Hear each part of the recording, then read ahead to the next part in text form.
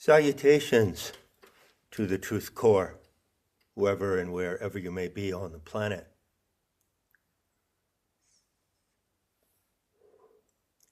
In Friendship, Maine, where I grew up, till the age of 16, there was an exquisite little stream. It was called Meadow Brook. It was kind of the dividing line between the limits of the town of Friendship. When you crossed it on the road to Waldoboro, where I went to high school, you entered another county. My stepfather was a hunter and fisher. He was, in fact, a lobster fisherman. He belonged to the Lash family in Friendship, a big clan. And although I didn't really get into hunting with him, I did go a few times. And I remember observing him. Now, we were not close. He was, after all, my stepfather, which I didn't know at the beginning, but the story came out. So I took the name Lash from that family, and the name Lamb belongs to my genetic father, who died before I was born. So my stepfather kind of looked like an Indian. You know, there used to be, you probably don't know, a coin called the Indian nickel. It was a copper coin. And the profile of the Indian on that coin was very close to his profile. Now, I used to observe him sometimes when we were out in the woods together, and I liked to see his mannerisms. They were very simple and direct. He was like a quiet Indian. Mainers, especially in that part of the country, are known for being quite short on words. And he was like that. He didn't talk much. But I could see, when I was out in the woods and fields with him, that he was in communication with nature in his way. The Lash family are an interesting bunch. I had the privilege when I was in Waldoboro at high school to meet an old gentleman called Jasper Stahl. He was an historian and a classical scholar. And he befriended me once when he was at the school and he saw me sitting outside reading the Metamorphosis of Ovid. And that's how our conversation began. He used to invite me to his house. We would sit there. He'd offer me a glass of sherry. I was probably 14. And we would discuss Homer and Virgil. Sometimes, when we talked about the Roman poets, we would speak Latin. And it was really delightful to me to meet this distinguished old gentleman who really respected me in a way that hit home. Jasper Stahl wrote 2 large volumes of the history of Waldoboro and Back Bay. And in those books, he mentions the Lash name. And according to him, it's a contraction of the French Lachaise. And he said, speculating a little bit, that the Lashes were probably the descendants of French Huguenots who had fled Europe after the St. Bartholomew's Bartholomew's Day Massacre, very famous event in the religious wars of Europe. So there I was among the Lashes with this Indian-like stepdad. Used to go deer hunting. We were dirt poor, and often he would get a deer in November so that we'd have some protein for the winter. They used to hang the deer in the barn to bleed them out.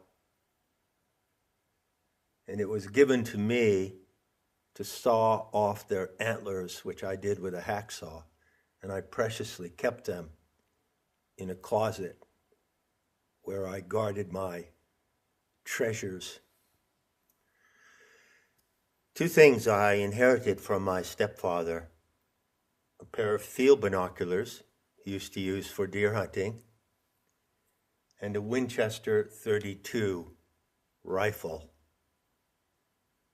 I'd like to get my hands on that rifle again someday. I'd put it to good use. You can be sure of that. But additional to deer hunting, which I could never do because the deer were too beautiful, he used to hunt ducks on Meadow Brook.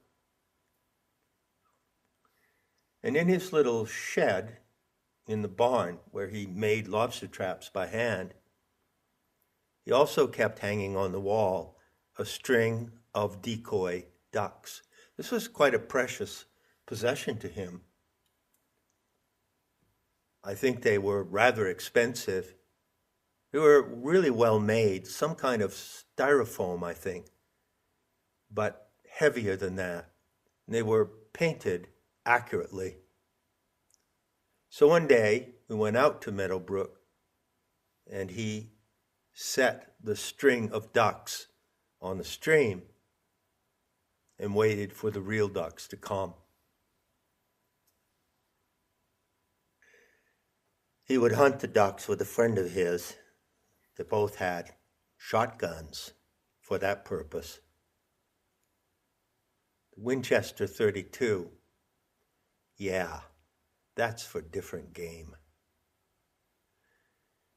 So it would, of course, be ridiculous for a hunter to shoot decoy ducks, wouldn't it? The hunter who puts out the decoys knows what they are. But maybe another hunter coming along who came upon them floating in the stream might mistake them for real ducks and take a shot at them. That's sort of what people are doing today in the anti-COVID or anti-reset activism. They're out there shooting at decoy ducks, and there are a lot of them on the ground. These decoys are really valuable to the perpetrators of the crime underway today, 2020, 2021. And there are many, many decoys. Reason for them being there is that the perpetrators need cover. They're coming out in the open more than they ever have at any time in history. They are, in certain respects, announcing themselves. They're announcing their plan, their agenda.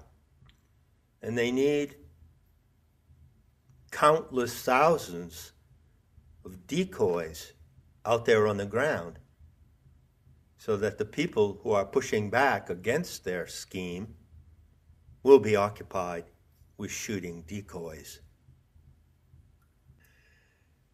Now, being as it is, as if I'm in Europe, I tend to watch what's happening in the UK a little more closely than I do for the United States. So you see the decoys in the UK all over the place, and they are what they call wardens who are civilians, who are out there policing the public. And of course, there are the police, whoever the police are. Are they employed by the government? Do they take a vow, an oath, to serve the crown? Do they serve the Masons? Do they work for independent security organizations? Who knows? It's a mixture of all three, I'm sure. But they're all just decoys, all the same. You can tell if you look at some of the smartphone clips and some of the irrigations that are going on the ground in the UK, that these decoys are completely clueless. They have no idea what they're doing, and they have no idea of what the law is. They don't know what's behind the regulations that they are out there to enforce. They don't have any facts or evidence that would explain to them the basis for what they are being ordered to do by their superiors. They're completely clueless. They're just decoys. And there's really no point in taking them out or taking them down. Having said that, however, I do regard those people who are standing up to them to be brave and courageous. That's a responsibility certain people choose to take. And it's part of the entire massive pushback event that's happening, escalating and growing every day. And I don't discount it in any way, but I must add that they are only decoys. There are various ways to look at the hierarchy of evil operating in the world today. And I'm suggesting 3 levels. You can see it in the title of this talk. Decoys, dupes, and the death dealers. So who are the dupes then, and how are they different from the decoys? Well, the dupes are more or less the people in administrative positions, and that would include broadly the leaders, or better said, misleaders of the various nations, European countries. For instance, the misleaders of the UK. Take, for instance, the joke of the so-called health minister who stands up there in front of the public and tells them how they must behave. He's not a decoy. He's a dupe. Now, the problem with the dupes is it's really difficult and in many cases impossible to tell if they are witting or unwitting accomplices. On the surface of things, in the great charade that's being acted out every day, in the great game of pretending as if there were a monster microbe ravaging the planet, as if the measures to prevent the spread of the virus were actually effective and based on scientific and medical evidence, as if. The dupes are strongly enforcing the as if game. And it's really hard to tell if they know that it is a game. But it really doesn't matter because you see them in their role and you know that they have influence. They establish policy. Where do these policies come from? Probably not from them. These policies are dictated to them, and they then turn around and dictate these policies to the public. So the dupes are most likely to be what are called useful idiots. And they're also clueless, some of them. They have no idea what they're doing or why. So primarily, They're just holding a position of privilege. They're receiving a wage. And they are who? Who has orders to obey. So they're just doing that. They're obeying orders and giving others orders. They don't belong to the executive branch of this evil. They belong to the administrative branch. Now, somewhere further up the food chain of these ghoulish freaks, way up at the top end, you have the death dealers. And those are the individuals who are in the executive positions.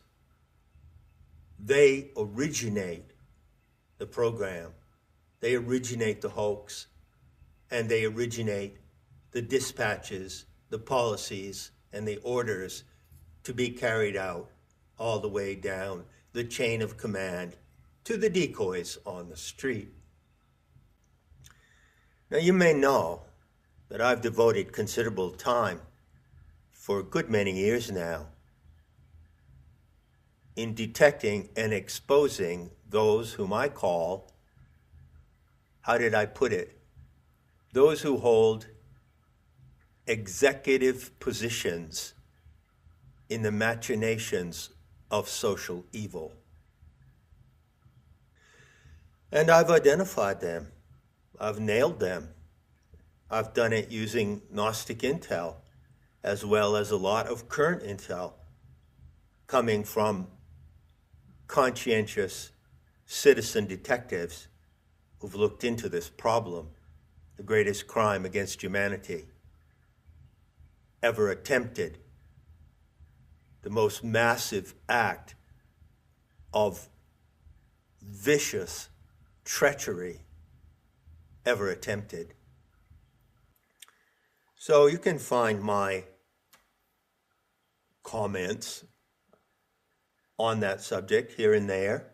Some of them are very elaborate. This problem of evil runs really deep.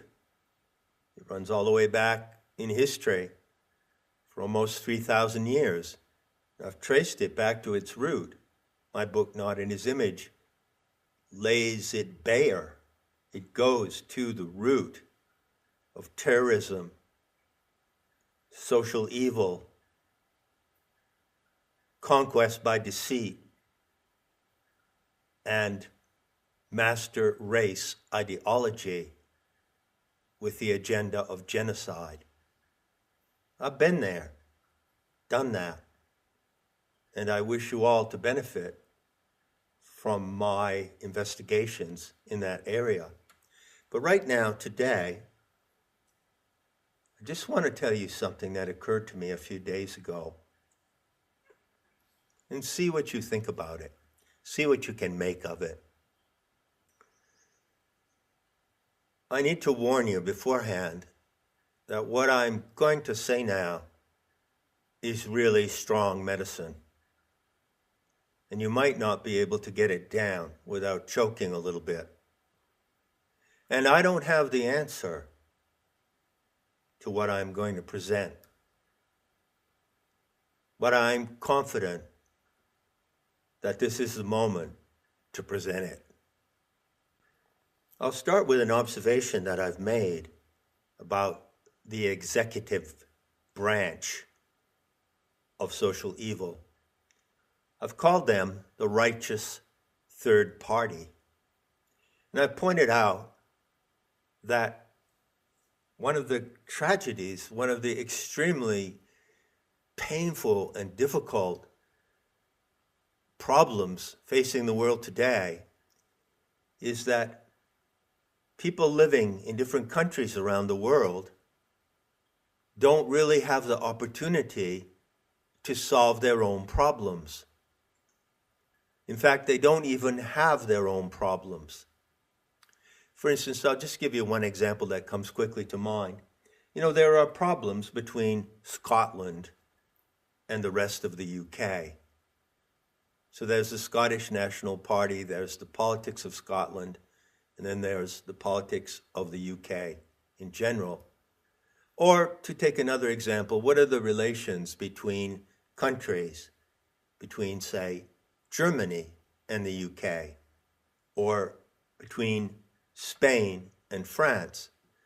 You take all of these two-party situations, and it's a given that these populations in these countries are different.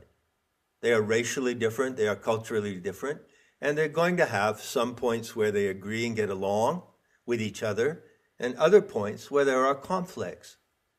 The problem is that they never get to know what their conflicts are within a two-party context, because there is always third-party interference. So they never really get to work out their problems on their own terms.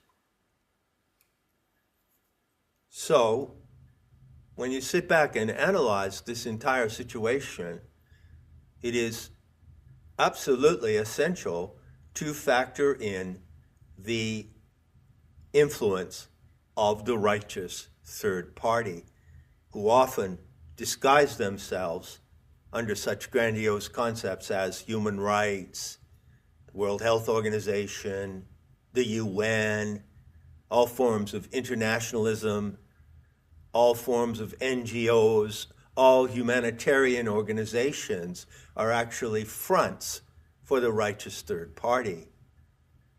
And things just get worse and worse because the righteous third party have a brilliant MO that they make trouble between other parties in such a way that they always benefit, no matter how that trouble goes.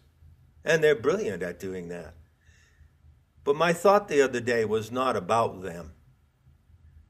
So let's just set that issue aside for the moment. Actually, the thought came up as I was watching this film.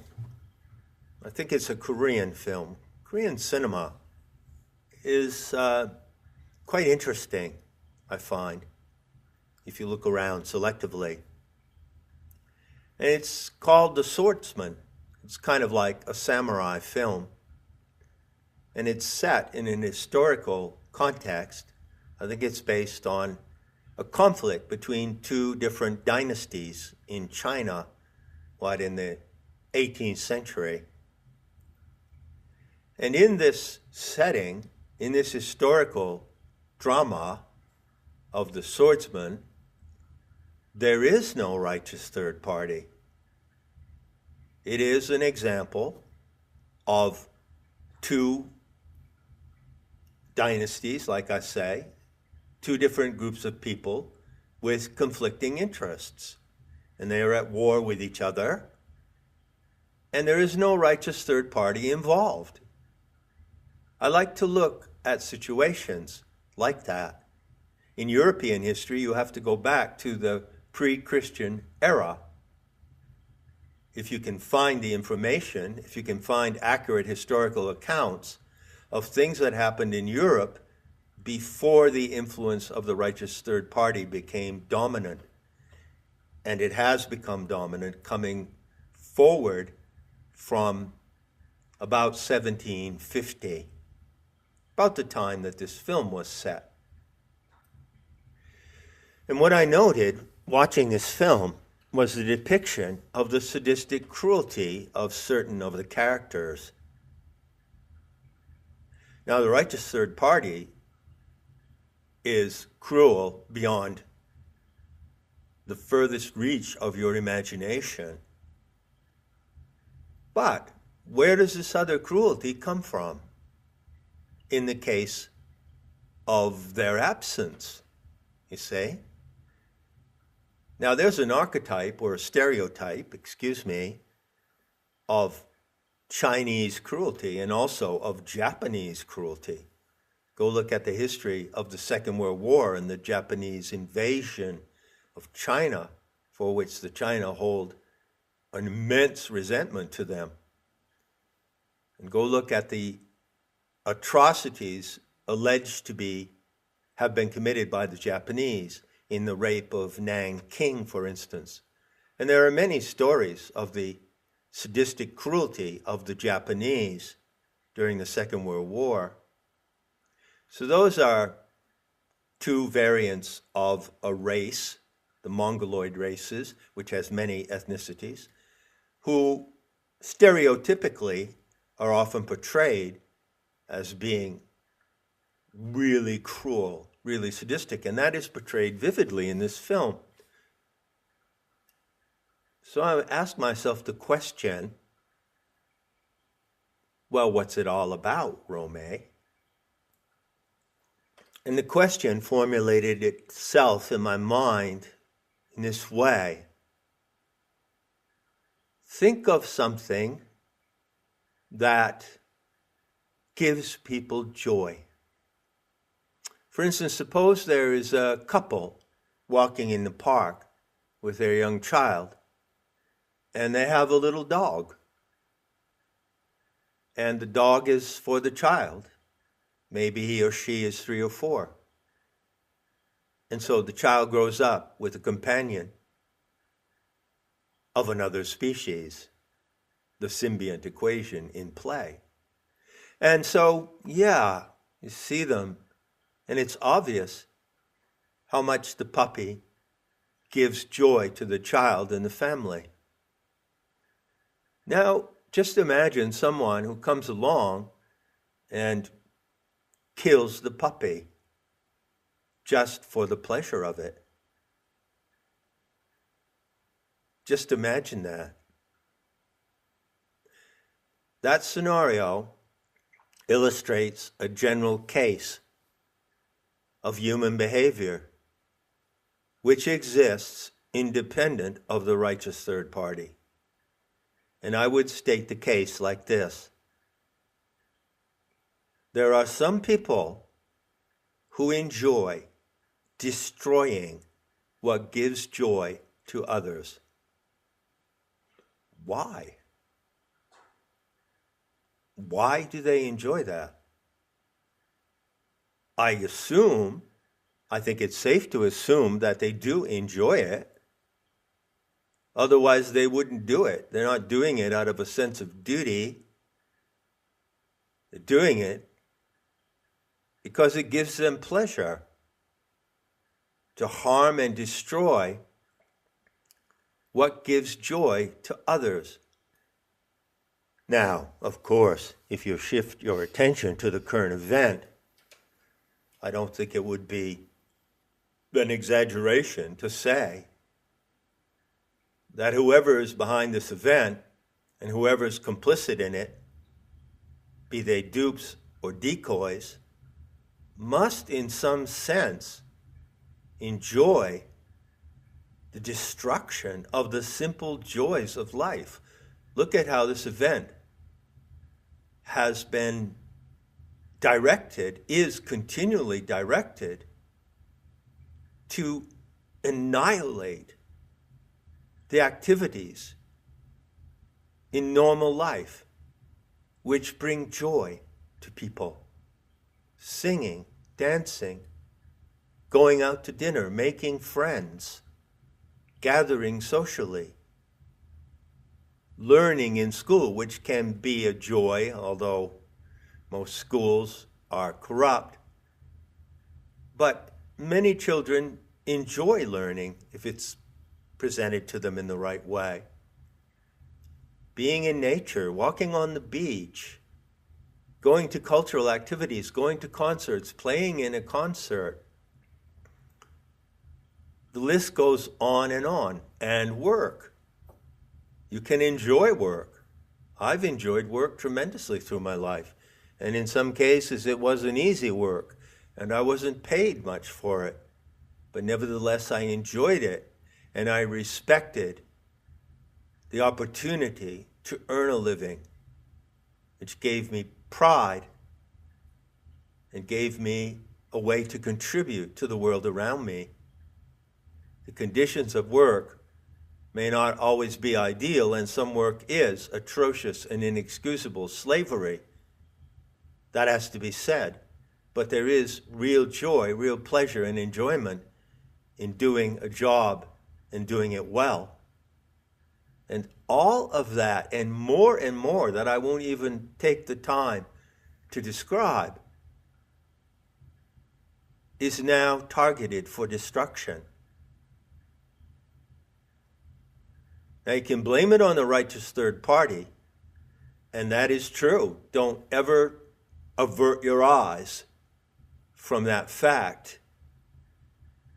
But additional to that, I have to ask myself, how come anyone would be willing to be the accomplice in the enjoyment of destroying the joy of others? Where does this come from? Where is that disposition, that sadistic, vicious disposition that you can see demonstrated even at the level of the decoys on the street? They think nothing of tackling some old dude such as myself, 70 and over, and 4 or 5 of them piling on and pinning him to the ground brutally. Are they enjoying it?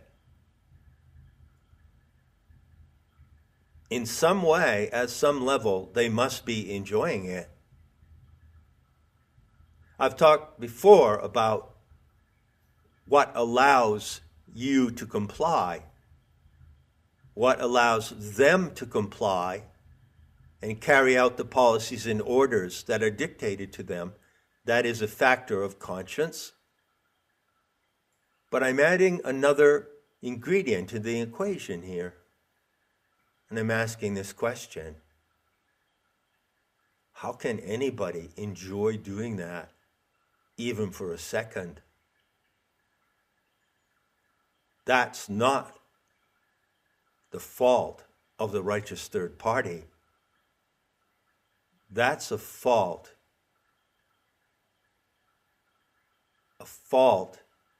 in human nature itself. Or is it? I don't know. Like I said, I don't have the answer to this topic. But I wanted to get it out there, and I want to leave you with that concern of the many ways of looking at what's happening, the many ways of breaking it down, working out how to get through this nightmare, how to overcome this crime. I ask you to consider this other component, the sadistic enjoyment in the implementation of this horrific, punitive action.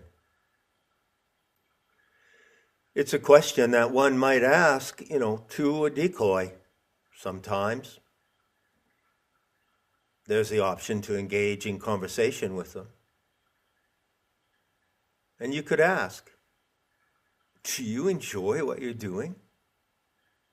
Or are you doing it out of a sense of duty, as if you were protecting public health, and you're going against your own feelings, and you don't really enjoy it, but you do it anyway? I mean, it's a valid question, isn't it? Anyway, I'll leave it at that, and I'll turn it over to you. Enough said, and I'll be seeing you in the beauty to come.